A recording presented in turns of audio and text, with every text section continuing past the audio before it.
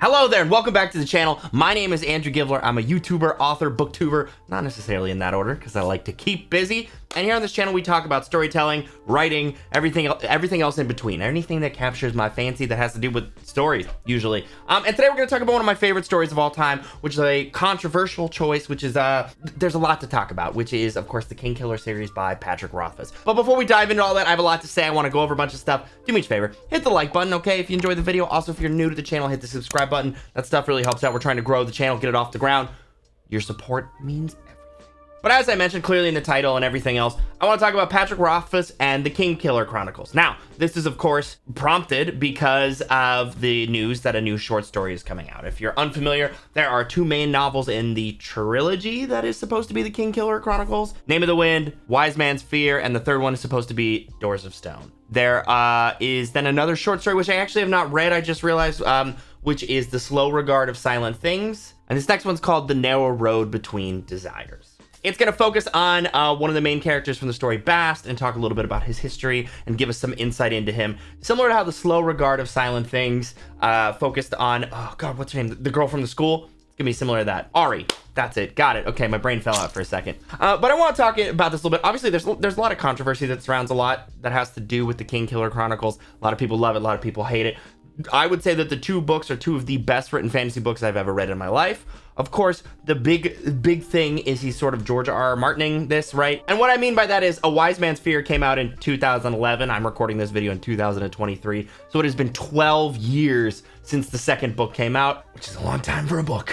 That's a long, long time. Also, when I'm talking about criticizing Patrick in this, I just want to make clear, I know that there's another controversy boiling that has to do with some deliverables for a charity event, which have not happened, and I don't know everything about that. To be honest, I wasn't following it. I'm only sort of sidewise aware of it. I'm not really commenting on that, so remove that from the equation of what we're speaking about. I'm actually just talking about him as a writer and his storytelling here, okay? If you're not familiar with Name of the Wind, I'm going to give you the high-level, no-spoiler thing, right? The Name of the Wind is fascinating. It's one of the most interestingly written books you can possibly read, and that's because it's set in two different tones. Tones? Voices. Persons.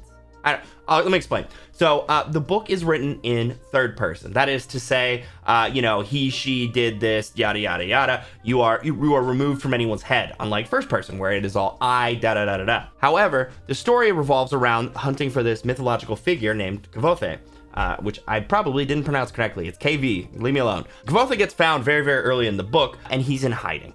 And the person who found him is the chronicler, and he wants to know why he's hiding and what's happened. Tell me the story. So Kvothe agrees to tell the story. It's going to take him 3 days, 1 day for each book, and he launches into it. Every part of the book, the majority of the book, is actually told from the perspective of Kvothe telling you what's going on, and it's told in first person.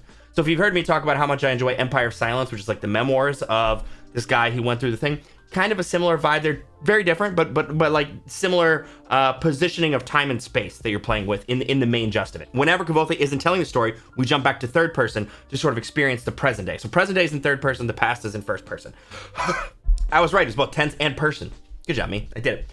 Now, the story is really, really interesting because it's fantastical. Kvothe is this like generational talent of wizardry and magic and knowledge and philosophy, and he manages to get into the most prestigious school. He masters all these elusive arts and becomes quite powerful, and supposedly like slays these well, actually we don't really know, right? He has these enemies who like killed his family that he's hunting down. They're like powerful mages, but I don't know what happens with that.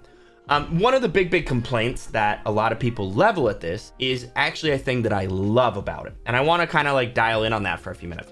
First of all, let me just say a bunch of really nice things about Patrick Rothfuss, because again, I love these books. He is a brilliant writer. I think the prose is like unbelievable. I wish that I could like write that dense of prose. It's very slice of lifey in a lot of ways, and making slice of life interesting, you have to be a really, really good mechanical writer in order to do that. To make boring sentences interesting, you have to really, really know what you're doing. You have to be a master at both like the art of storytelling and the science of storytelling. If that doesn't make sense, I don't know how to help. I've read both these books twice. Every time they're books that make me mad. My favorite books are the books that make me mad, and it's because when I'm reading them, I'm furious that they're getting away with it, right? Like how, it's like one professional to another. Granted, I've only written one book, but you know what I mean? Like, just like as somebody who loves to write and tell stories, I'm like, oh, you bastard, you got away with it.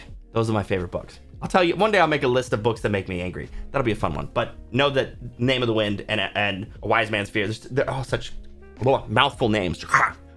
They're both on the list. So one of the biggest complaints is in The Wise Man's Fear, where he encounters the fairy queen and apparently seduces her. And according to him, knocks her socks off, you know, best night of her life kind of thing, right? And I've heard and read a lot of people be like, oh, this is just like some sort of gross, like, you know, every prepubescent boy's dream kind of thing. And while I understand that criticism, I disagree.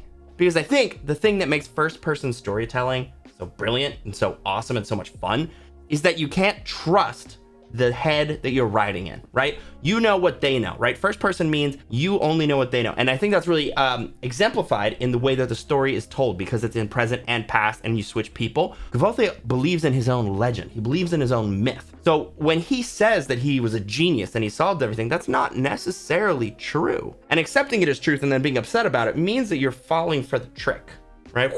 Haha, I'm showing you how the cards are shuffled, right? It's about being bigger than life. Like, he is so arrogant, he's so wrapped up in himself that that's the only way he can envision it. He can't envision it that he was manipulated by the fairy queen. He can't envision it that all the, you know, these forces were manipulating him to put him into these positions to do the things that he's later going to do that we're going to find out about. I don't trust it. But if you read it on a surface level and you just trust it, I understand that distaste. But I think that the most special thing, as somebody who writes first person, is I love that you have to experience the story how that person's experiencing. You think what they think, you feel what they feel, you understand their particular outrage, but that's not the only outrage that's existing in the space. And I'm so tired of seeing Name of the Wind get dumped on for what I think is genius art. Basically, this is a defense of the first person lying to the audience, the unreliable narrator. I freaking love it. I think it's an art form. I think that it's genius when it's done well, and I think that very few people do it as well as Patrick Rothfuss did.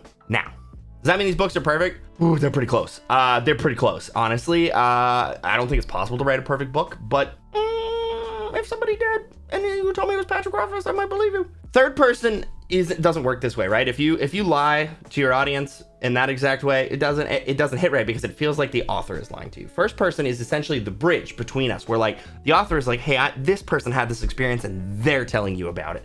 And that means that you still trust the author, you just don't trust the character. And that means that you have to think about the character in a different way, because instead of experiencing every character on a flat level and understanding like, oh, this character thinks this and this character thinks this character thinks this, you're here and you're looking out and you see every other character except for the main character, and you have to do self-reflection. And my perspective, my self-reflection in lieu of Kvothe, is that he is full of himself, that he believes his own myth, and that he can't not be the guy of myth and legend that everybody thinks he is, but it's arrogance. Like, I think that he's fundamentally broken and arrogant inside, and that's what makes it so interesting to watch. Anyway, this has just been a rant. This has been my pet peeve for so long.